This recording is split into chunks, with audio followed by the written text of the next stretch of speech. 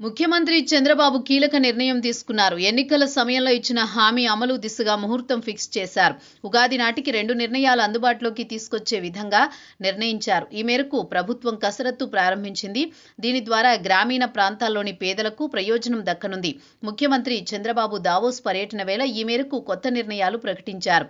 చంద్రబాబు మరో హామీ అమలు దిశగా స్పష్టత ఇచ్చారు. తాము అధికారంలోకి వస్తే రాష్ట్ర వ్యాప్తంగా అన్ని క్యాంటీన్ల విస్తరణ, పేదలకు ఇళ్ల పథకం అమలు చేస్తామని ఎన్నికల సమయంలో హామీ ఇచ్చారు. అందులో భాగంగా ఇప్పటికే రాష్ట్రంలో అన్నా క్యాంటీన్లు పలు ప్రాంతాల్లో కొనసాగుతున్నాయి. ఇక గ్రామీణ ప్రాంతాల్లోనూ ప్రారంభించేందుకు ముహూర్తం ఖరారు చేశారు. ఉగాది నాడు రాష్ట్ర వ్యాప్తంగా గ్రామీణ ప్రాంతాల్లో 700 అన్నా క్యాంటీన్లు ప్రారంభించాలని నిర్ణయించారు.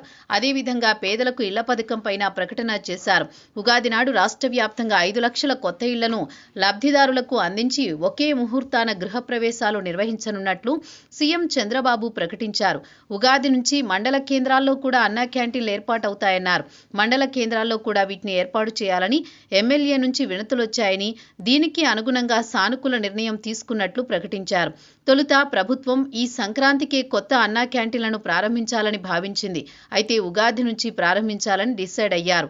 ఇక వచ్చే 3 ఏళ్లలో 17 లక్షల ఇళ్ల నిర్మాణమే లక్ష్యంగా నిర్ణయించుకున్నట్లు స్పష్టం చేశారు. ఇళ్ల లబ్ధిదారులు సర్వేను త్వరితగతిన పూర్తి చేయాలని తేల్చి చెప్పారు. ఇప్పటి నుంచే లక్ష్యాలు పెట్టుకుని హౌసింగ్ ఫర్ ఆల్ కార్యక్రమాన్ని 2029 జనవరి నాటికి పూర్తి చేయాలని ఆదేశించారు. ప్రస్తుతం గుర్తించిన లబ్ధిదారులే కాకుండా ఇంకా అర్హులైన వారిని గుర్తించి చేర్చేందుకు చేస్తున్న సర్వేను త్వరగా పూర్తి చేసి జాబితా సిద్ధం చేయాలని సీఎం ఆదేశించారు.